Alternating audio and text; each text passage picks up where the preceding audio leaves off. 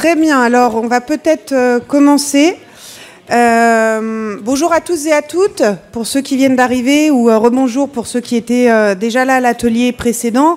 Bon, je ne vais pas présenter notre intervenant sur ce débat. Je pense que tout le monde connaît André Chassaigne, qui est le président de notre groupe à l'Assemblée nationale, qui est aussi le président du groupe d'amitié avec Cuba au niveau de l'Assemblée nationale et qui est un très grand ami de Cuba depuis maintenant des années et des années.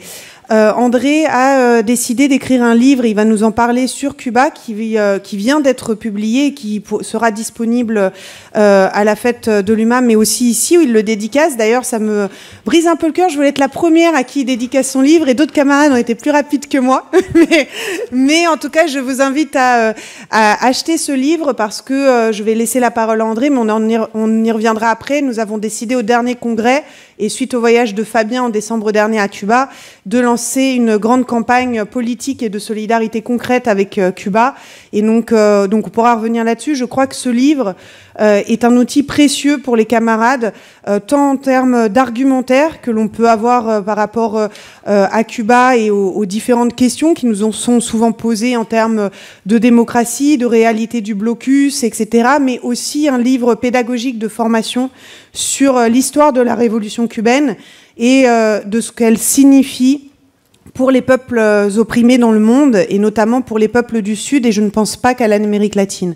Donc on va revenir là-dessus, juste pour vous dire aussi que nous avons décidé et je vais en reparler plus tard, mais de l'organisation de cette campagne, d'un groupe d'organisation de cette campagne, et chaque fédération est invitée à nommer un référent pour cette campagne Cuba, pour pouvoir concrètement faire vivre celle-ci en termes de collecte de fonds et de matériel notamment, mais aussi en termes politiques. Donc on y reviendra après.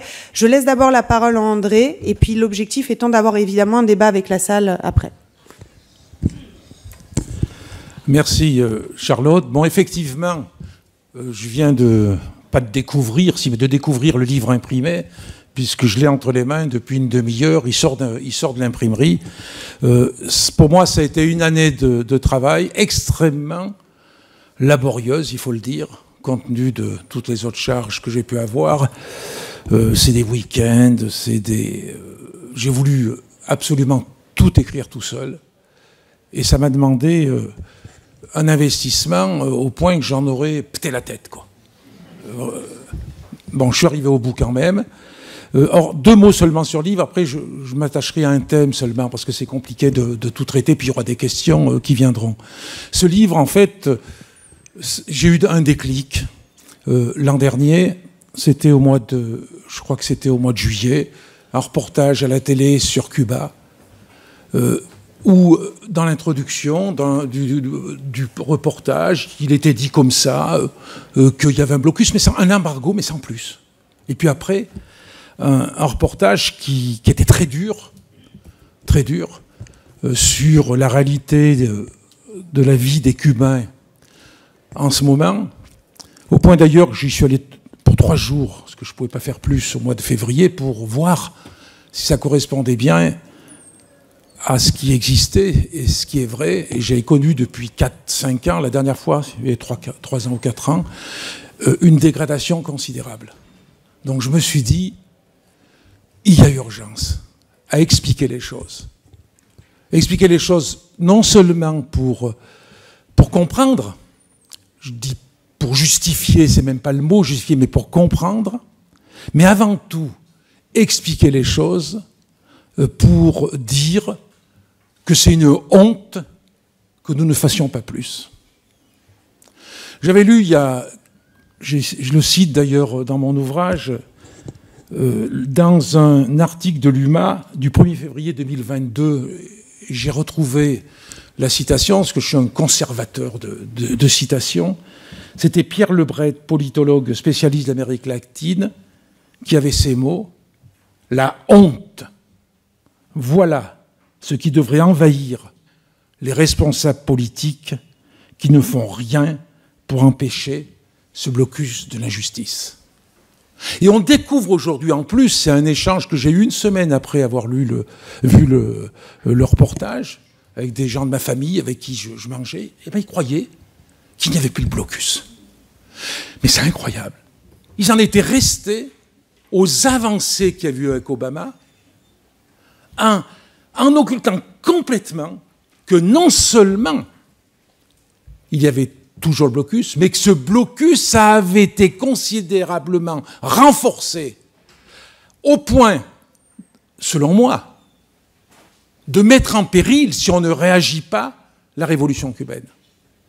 Or, cette révolution cubaine, et je commence là aussi par une citation qui est celle de Jean-Paul Sartre, qui disait en 1960 « Je viens chercher à Cuba la preuve que nous avons encore une chance. » La preuve que nous avons encore une chance. C'est-à-dire la preuve, selon moi, l'analyse que j'en fais, que nous pouvons, qu'il est possible encore par ce monde de construire une société socialiste, allant vers le communisme, une société socialiste, alors que tout est fait aujourd'hui pour que justement on considère que la tâche est impossible.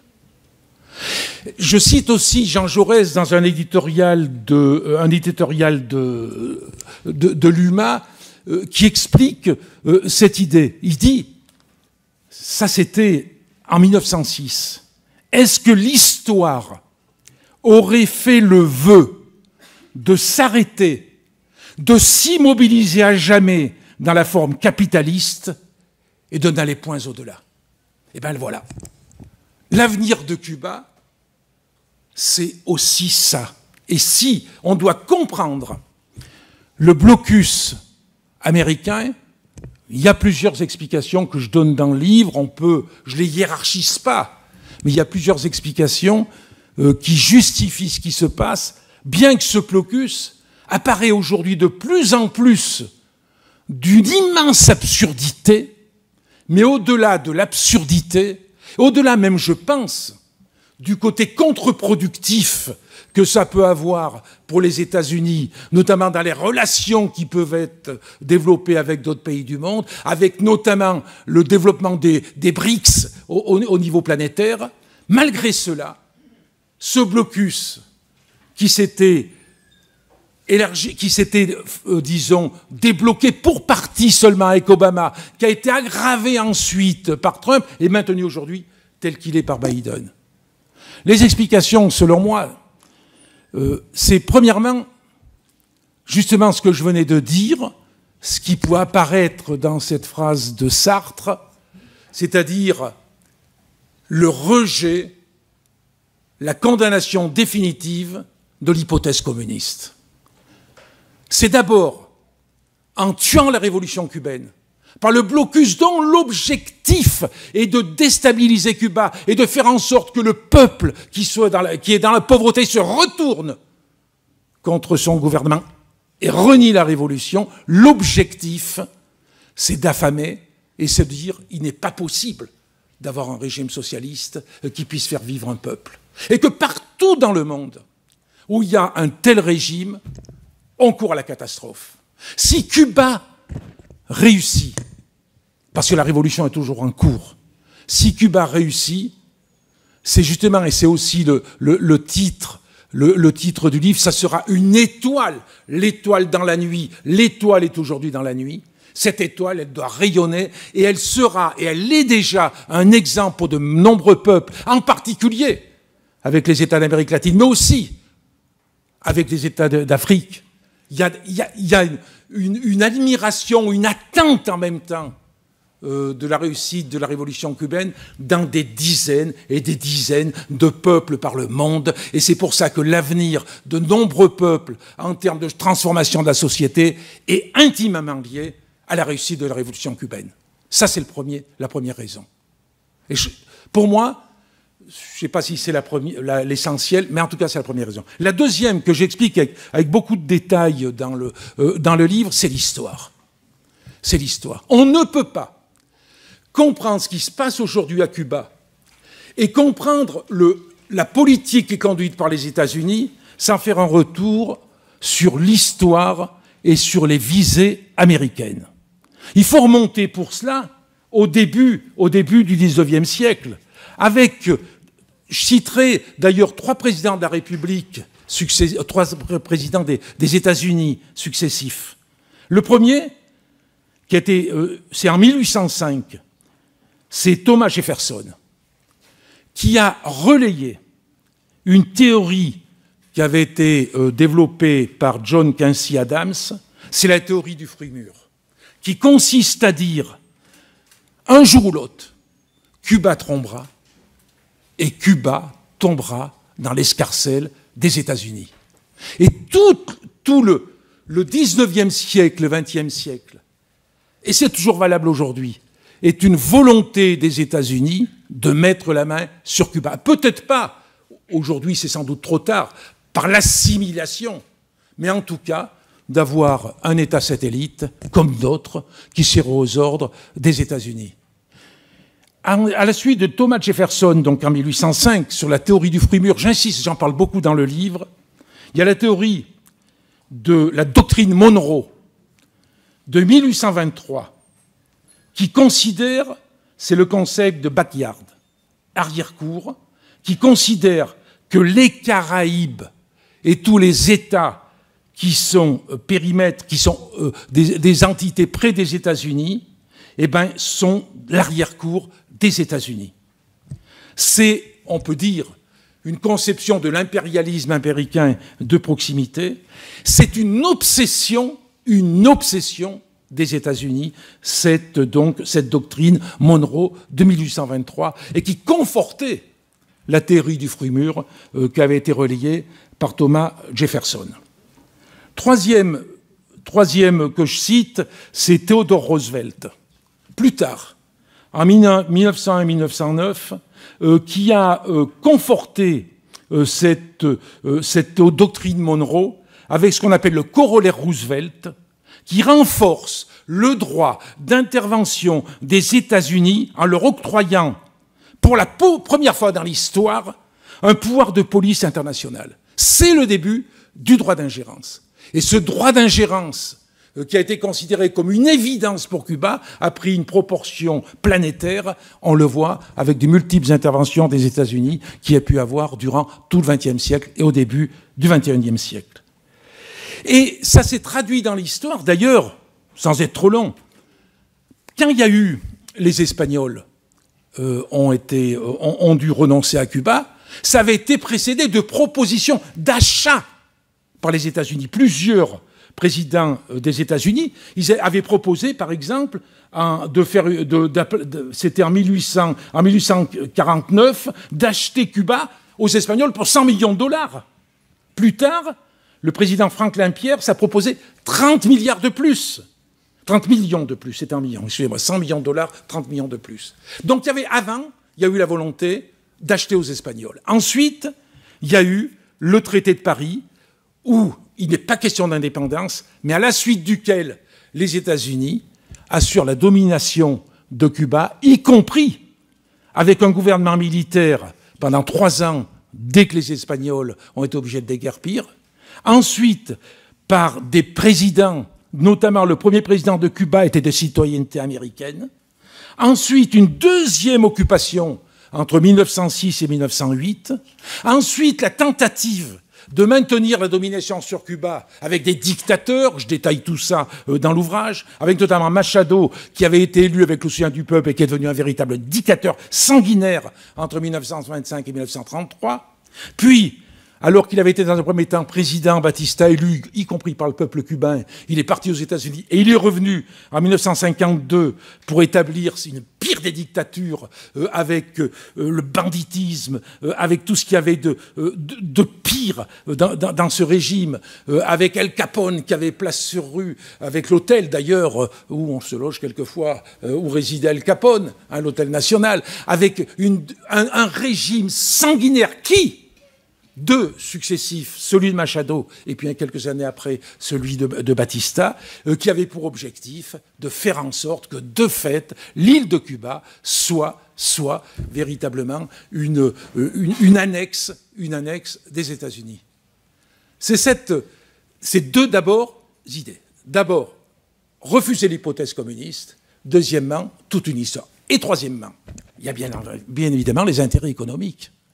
Les intérêts économiques qui aujourd'hui justifient aussi considérablement le blocus, c'est qu'ils considèrent qu'avec le blocus, bien sûr, on tue la révolution cubaine, mais surtout, aussi, il ne suffit pas d'avoir un simple embargo ou un simple blocus des États-Unis sur Cuba, faut en faire une affaire planétaire.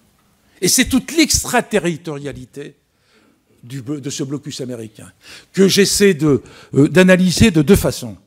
Tout d'abord avec l'historique. Avec l'historique, tout ça, bon, j'ai fait une recherche, j'ai fait faire en faire une recherche sur des colloques qui ont eu lieu, sur les différents textes qui ont été votés par les États-Unis. Tout ça, ça apparaît dans un chapitre du livre.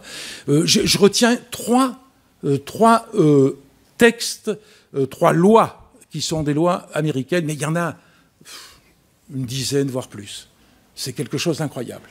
C'est-à-dire, on prend le clou, on tape, et on n'arrête pas de taper pour renforcer le blocus.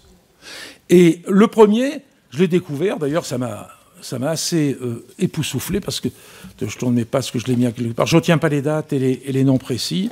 Après, si je retrouve...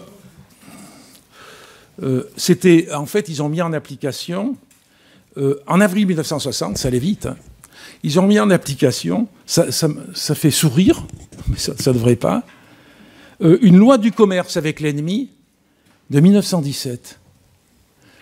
Cette loi avait été votée à la suite de la participation des États-Unis à la Première Guerre mondiale, aux côtés des Alliés. Et cette loi, elle habilite le chef du pouvoir exécutif à appliquer des sanctions économiques en temps de guerre ou en n'importe quelle autre période d'urgence nationale, à prohiber le commerce avec l'ennemi ou des alliés du dit ennemi pendant des conflits militaires. Et cette loi, TWEA, en fait, c'est, dès 1960, sortir une décision de 1917 et l'appliquer à Cuba comme s'il y avait une guerre avec Cuba. Alors jamais il y a eu une guerre déclarée ouverte avec Cuba. Pour moi, c'est une honte. C'est une honte. Ça a été la première chose. Et ensuite, une multitude de textes qui renforcent le blocus. Le premier, enfin pas le premier, celui qui a été peut-être le plus important, et encore, il y en a deux qui sont extrêmement importants. Il y a ce que l'on appelle la loi Torricelli de 1992. Pourquoi en 1992 ? Parce que, à partir de 1990, Cuba s'est trouvée toute seule. Cuba a été lâchée. Il y a eu la chute du mur de Berlin, il y a eu le retrait de l'Union soviétique, il y a eu une crise terrible avec ce qu'on appelait la période spéciale en temps de paix, avec une baisse de 39%, les chiffres du PIB, c'est ce que Castro cite comme chiffre, 39% de baisse du PIB, avec une résistance incroyable du peuple cubain, un courage, une volonté de se battre, et aussi ce qui s'était construit au cours du siècle précédent en termes d'attachement à la souveraineté nationale, en termes de lutte contre le colonialisme, en termes de ce que portait José Martí en particulier par rapport à l'indépendance de Cuba, avec de grandes valeurs éthiques, eh bien Cuba résistait. Et en 92, ça a été une volonté des États-Unis de donner le coup fatal, 2 ans après, en disant c'est pas possible, cette fois on va tuer la bête. Et c'est cette loi Torricelli qui, notamment, j'ai cité seulement quelques exemples, qui montrent à quel point ça peut aller loin. C'est l'interdiction aux sociétés états-uniennes qui sont, y compris, qui sont dans des États, dans des États tiers que les États-Unis, de faire du commerce avec Cuba. Avec quand même une définition.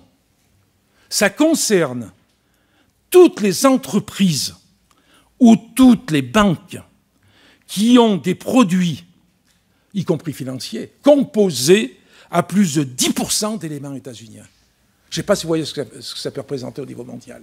À partir de là, toutes ces entreprises qui ont plus de 10% de composants états-uniens, eh bien, sont interdites de faire du commerce avec Cuba. Un cargo qui décharge sa cargaison à Cuba ne doit pas aller sur un port américain pendant 6 mois. Pour ceux qui s'intéressent un peu au fret, voyez quelles conséquences ça peut avoir. Et je cite là ces 2 exemples qui sont sans doute parmi les plus rares et qui s'accompagnent donc, puisque c'est la législation américaine, de la possibilité de poursuivre en justice tous ceux qui dérogent. Au début, certains ont pu passer à travers, et puis il y a eu des amendes terribles qui sont tombées. On connaît tous BNP Paribas, qui ne concernait pas seulement Cuba, c'est aussi le commerce avec le Yémen et avec l'Iran d'ailleurs. C'était 9,2 milliards d'euros. Le Crédit Agricole, c'est 750 millions d'euros. Sans compter les entreprises, je cite les chiffres dans le livre, qui ont été aussi soit soumises à payer les amendes, soit d'être intégrées par des entreprises achetées. C'était le cas d'Alstom, la partie nucléaire d'Alstom, par l'Amérique. Tout ça, c'était du chantage en même temps. Ça, c'était la loi Torricelli, qui a été... c'est une loi que je qualifie de criminelle. Ensuite, comme ça ne devait pas suffire, en 1996, il y a eu la fameuse loi Helms-Burton. Cette loi Helms-Burton de 1996, elle supprime, elle aggrave la situation, notamment, tout ça, il y a plusieurs articles dans cette loi, elle sanctionne, elle renforce les sanctions, elle codifie vraiment tout pour que rien ne passe à travers, elle exige que toute aide économique apportée à Cuba soit liée à un changement de régime, à l'implantation de ce qu'ils appellent un régime démocratique, et surtout, elle permet de poursuivre devant les tribunaux toutes les entreprises qui seraient installées sur des sites nationalisés par la Révolution. Sites nationalisés par la Révolution, le droit international permet à n'importe quel État de nationaliser des biens qui appartiennent à ses citoyens. N'importe quel État a le droit de nationaliser. Par contre, et ce qui avait été le cas, on peut avoir un dédommagement, on donne un dédommagement aux entreprises extérieures. Ça avait été fait. Les seuls qui avaient refusé, c'était les États-Unis. Mais ce n'est pas seulement ça.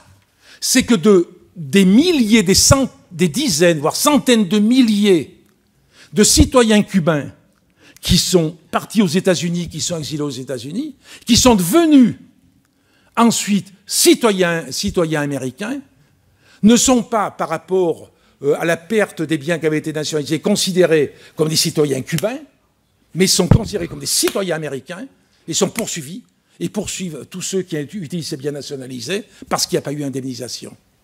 Et là, ça avait été suspendu pendant des années. Un article de cette loi avait été suspendu, a été remis par Trump en 2019, c'est ça. Et alors là, ça crée une catastrophe totale. Une catastrophe totale.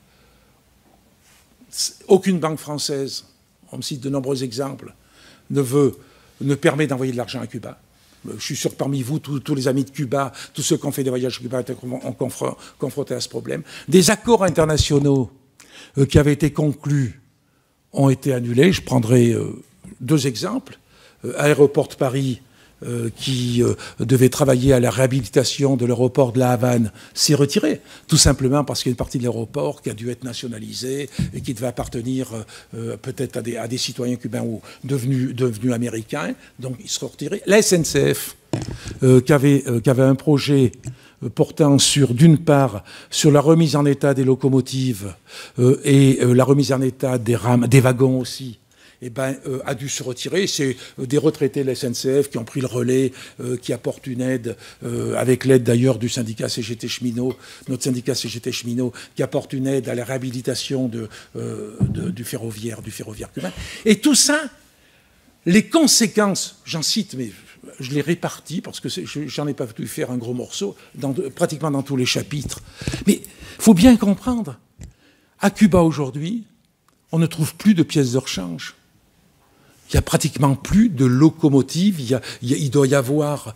l'autre jour, je discutais avec le responsable de la petite société là, qui intervient à Cuba pour remettre des locomotives sur pied. Il doit y avoir, je ne sais pas, peut-être 4 ou 5 locomotives qui fonctionnent. Il y en a 72 qui sont à l'arrêt. Donc il faut récupérer les pièces de celles qui sont à l'arrêt pour remettre en état, il faut essayer d'obtenir des importations, mais c'est catastrophique. Les wagons, c'est pareil. Le chemin de fer s'est complètement détérioré. Il doit y avoir... il y avait 5 lignes, mais il y en a une, on répartit sur 5 jours, en quelque sorte, mais c'est catastrophique. Il y a eu des progrès énormes qui ont été faits au niveau de l'agriculture cubaine. Mais des progrès, je veux dire, en termes d'agroécologie, qui sont considérables, qui fait que l'agriculture cubaine est un exemple au niveau mondial, mais c'est quand même une catastrophe au niveau alimentaire. Pour quelle raison? Parce qu'on ne peut pas transporter. On ne peut pas transporter. Donc vous avez des récoltes qui pourrissent sur place. On ne peut pas avoir de sites de conservation, parce que tout ça, il faut de l'électricité. Il faut avoir les moyens d'avoir des sites de conservation.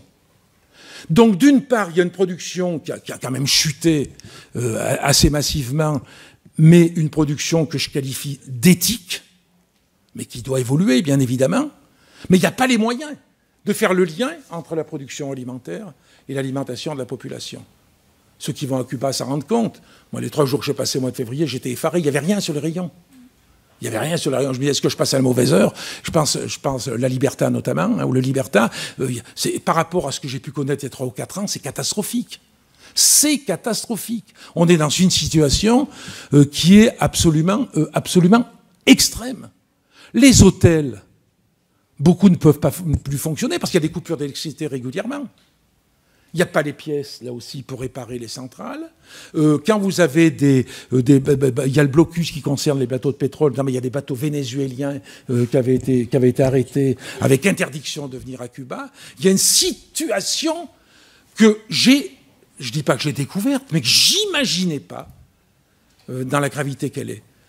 Et c'est pour ça que, moi je le dis un peu, je dis avec passion, là, ce livre, j'essaie d'expliquer tout ça, parce que je pense que nous-mêmes, à l'exception de quelques amis de Cuba qui vont régulièrement à Cuba, qui sont vraiment, qui connaissent la situation de l'intérieur pour y faire plusieurs séjours par an quelquefois, mais nous-mêmes, moi-même, je n'imaginais pas que ça pouvait être à ce point. Donc il y a urgence. Je traite aussi dans le livre, après je vais arrêter, hein, parce que l'urgence, il faut qu'on ouvre sur le... Quelle heure il est? J'ai trop parlé. Je traite aussi dans le livre un sujet que j'ai tenu à traiter. C'est le sujet de la démocratie. Alors ça va faire grincer. Ça fera sans doute grincer. Mais j'ai voulu prendre à bras-le-corps le sujet de la démocratie. Parce que j'avais écrit il y a 2 ou 3 ans un article sur cette guerre sans nom des États-Unis contre Cuba, parce que je considère que c'est une guerre, je le développe là aussi, c'est une vraie guerre. C'est une guerre qui est une guerre économique, c'est une guerre médiatique, c'est une guerre qui touche tous les domaines, qui transpire dans tous les domaines de la société, sauf qu'elle n'a pas d'armes.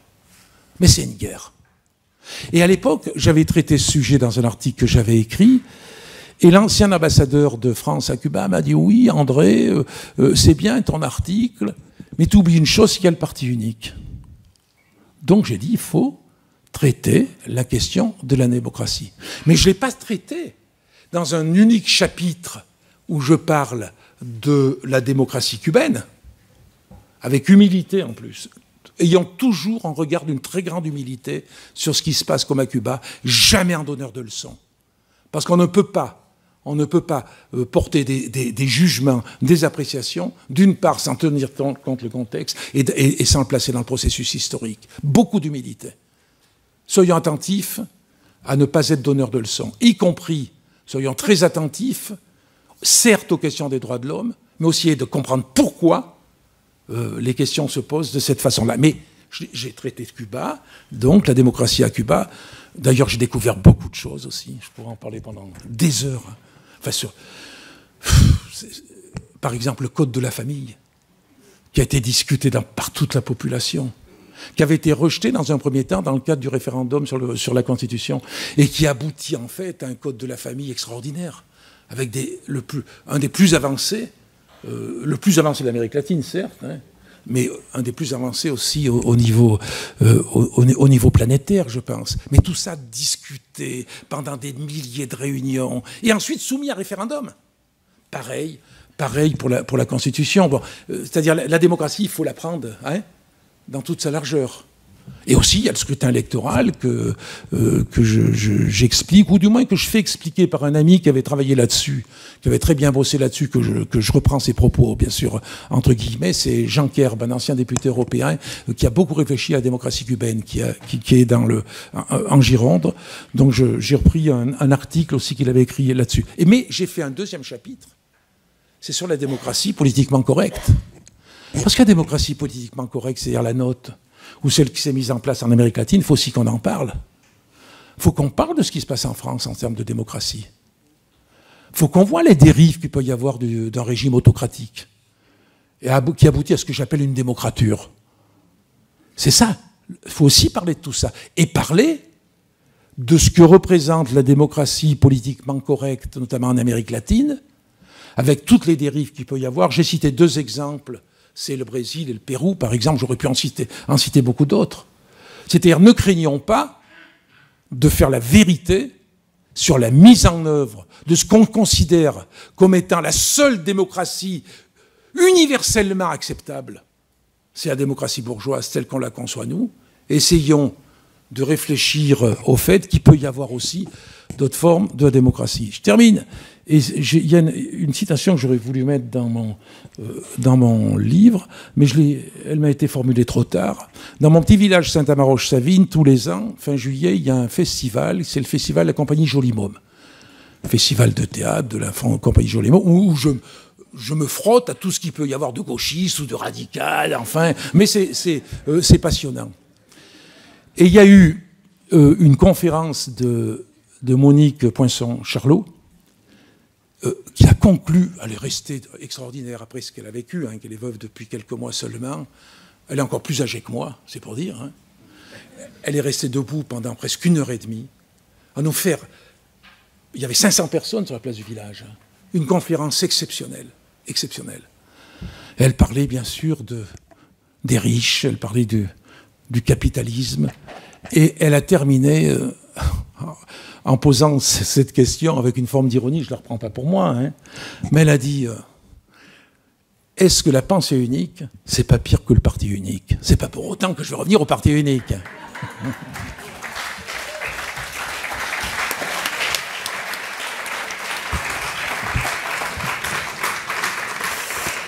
Merci beaucoup André. Je dois dire que déjà c'est un petit peu compliqué d'intervenir après toi. Mais je dois dire aussi que ce que tu viens de dire est absolument passionnant et ton livre est passionnant pour l'avoir lu. Ton livre est absolument passionnant et nécessaire, je crois.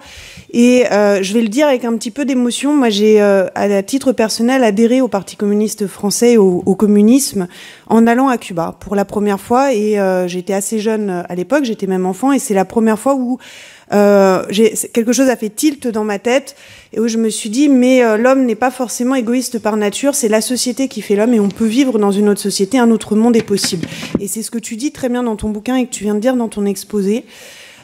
J'ai beaucoup regretté pendant des années, et je crois que je ne suis pas la seule communiste, le fait que le Parti communiste français avait un petit peu déserté le terrain de la solidarité avec Cuba, alors même que nous sommes la première organisation au niveau, une des premières au niveau international à avoir fait preuve de solidarité très tôt après la Révolution. Pour être tout à fait honnête, les jeunes communistes nous ont devancés, les jeunes communistes sont toujours à l'avant-garde, et ça a été une des premières organisations au niveau mondial à faire preuve de solidarité. Et disons, le retrait du Parti communiste de cette solidarité avec Cuba dans une moindre mesure, parce qu'évidemment beaucoup de camarades ont continué à s'y investir, a, je crois, laissé un grand vide en France, et dans la bataille idéologique et dans la bataille concrète, même si évidemment des camarades et des associations se sont toujours battus pied à pied pour faire vivre cette solidarité. Et le fait que Fabien et le Parti communiste dans son ensemble, lors de notre dernier congrès, a décidé de passer la seconde et d'être de nouveau à l'initiative d'une grande campagne politique et de solidarité, je crois que c'est quelque chose d'extrêmement important, et pour les Cubains, C'est la première chose. Et l'internationalisme, c'est pas une valeur creuse, c'est vraiment une des bases de notre engagement politique. Et aussi pour nous, en France, je crois, pour reconstruire notre organisation, parce que s'il n'y a pas de modèle, évidemment, il ne s'agit pas de dire ce qui se passe à Cuba, on doit le calquer en France. D'ailleurs, Cuba ne s'est jamais targué d'être un modèle. Je pense que c'est une campagne qui n'est pas une campagne secondaire ou une campagne minime, et je pense même que c'est quelque chose qui peut toucher très fortement les gens. Aujourd'hui, Cuba, tu as beaucoup parlé du blocus, et avec raison, les Cubains nous disent que c'est la période la plus difficile après la période spéciale. Certains nous disent même que c'est plus difficile que pendant la période spéciale aujourd'hui, parce que il y a une crise en même temps politique qui vient s'ajouter, des débats beaucoup plus grands dans la société, avec aujourd'hui une seconde génération qui est arrivée à la tête de l'État, qui ne sont plus les historiques de la Révolution, et les Cubains sont très demandeurs de débats aussi et d'échanges avec nous, mais je pense aussi que pour nous, c'est une manière de renforcer le parti pour 2 points. Ce que tu as développé, je ne vais pas revenir dessus, la bataille idéologique, dire une alternative est possible. C'est possible de construire encore aujourd'hui une société socialiste à l'image d'un pays. Et la deuxième chose, c'est qu'il existe énormément de coopération en réalité entre Cuba et le reste du monde, y compris en France. Et des coopérations médicales. Je crois qu'on l'a beaucoup vu pendant la pandémie, avec la brigade Henry Reeves notamment, qui s'est déplacée en Europe et notamment en Italie, mais y compris aujourd'hui avec les Antilles françaises, par exemple, y compris en France, il y a des coopérations médicales très fortes qui existent avec les Cubains, et il y a d'autres types de coopérations qui font que on parle de solidarité concrète, et y compris avec des secteurs de la société qu'en tant que militant, on va pas forcément aller toucher en priorité. On a fort l'habitude de travailler avec les syndicats, c'est normal, c'est notre rôle, mais on va souvent peu voir les organisations professionnelles de santé, et or, ça fait aujourd'hui partie des organisations qui bossent beaucoup avec Cuba. Je ne développe pas sur le volet culturel, parce que je pense que tout le monde a en tête la salsa, la musique cubaine, et les échanges économiques aussi qu'on peut avoir, et je développe pas sur le mojito et le rhum cubain et le Havana Club, mais qui a aussi une histoire politique. D'ailleurs, je vous invite à lire le livre de Chassaigne, et vous l'aurez dans la préface faite par Fabien. Mais je pense que ça fait partie très concrètement dans la bataille qu'on va mener aussi des choses qu'il va falloir qu'on fasse. Aller élargir un maximum les gens qu'on veut aller toucher et les impliquer dans cette campagne pour Cuba. Et André l'a dit, mais je le répète, on n'a aucune idée du rôle et du poids que Cuba continue à jouer à l'international et dans les enceintes multilatérales. Depuis janvier 2023, Cuba est à la présidence du G77, qui regroupe 134 pays au sein des Nations Unies. C'est le plus grand regroupement de pays, c'est un petit peu l'héritier du mouvement des non-alignés. Et Cuba a pris cette présidence sur la base de la réalisation des objectifs de développement durable, d'éradication de la pauvreté, d'éradication de l'analphabétisme, d'égalité entre les hommes et les femmes, de mise en place d'un certain nombre de services publics essentiels, notamment sur l'eau. Et je crois que ces objectifs nous posent aussi question en France quand on cherche des alternatives au niveau national et au niveau international. Ne pas traiter de Cuba et ne pas comprendre le rôle que Cuba a joué en Amérique latine, dans y compris tout le virage de gauche qu'on revoit aujourd'hui, qu'il y a eu au début des années 2000 et aujourd'hui, même de gauche modérée, on va dire, mais tous les latino-américains le diront, s'il n'y avait pas eu un pays qui a résisté depuis 1959 à l'impérialisme américain sur le continent, jamais il n'y aurait pu y avoir d'alternative de gauche en Amérique latine. Et je ne vais pas non plus largement développer sur l'Afrique, mais il faut savoir que la première mission que Cuba a envoyée au niveau international, c'était en 1961, en plein pendant la guerre d'Algérie. Et c'était une mission d'aide militaire à l'indépendance du peuple algérien vis-à-vis de la puissance coloniale française. Je crois que là encore, on a une histoire commune de lutte pour la libération des peuples opprimés. Et je ne développe pas sur la plus grande mission que Cuba a connue au niveau international, qui est celle de l'Angola, qui a permis la libération de l'Angola par ricochet de la Namibie et porté un coup fatal à l'apartheid en Afrique du Sud. Cuba a joué un rôle essentiel là-dedans. Et cette histoire explique... Merci.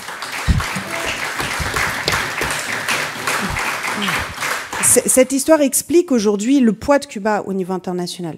Petite anecdote également, qui est un sujet qui n'a jamais été étudié.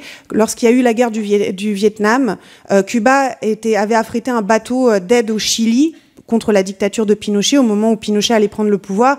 Et Allende a refusé le bateau de livraison d'armes. Ce bateau est allé directement au Vietnam avec une aide militaire qui a été ensuite donnée, même si les Vietnamiens n'ont pas encore ouvert leurs archives. Pardon. Ce que je veux dire par là, c'est que l'internationalisme, c'est quelque chose de très concret. Et aujourd'hui, les Cubains demandent notre aide et demandent notre solidarité. Ils ne demandent pas la charité, c'est un peuple qui est très digne et qui a fait preuve de sa dignité, mais ils demandent d'être respectés sur le plan international. Et André disait, on n'est pas là pour donner des leçons. Les Cubains n'ont jamais donné de leçons à personne.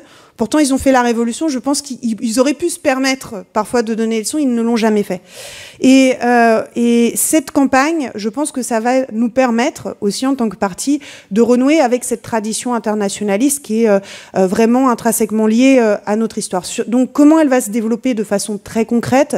Je vous l'ai dit, il y a un collectif de coordination de la campagne au niveau national. Fabienne Lefebvre, par exemple, en fait partie. Je le dis parce qu'elle est dans la salle également, et donc elle coordonne ce collectif avec moi, avec Jérémy Baki, avec d'autres camarades.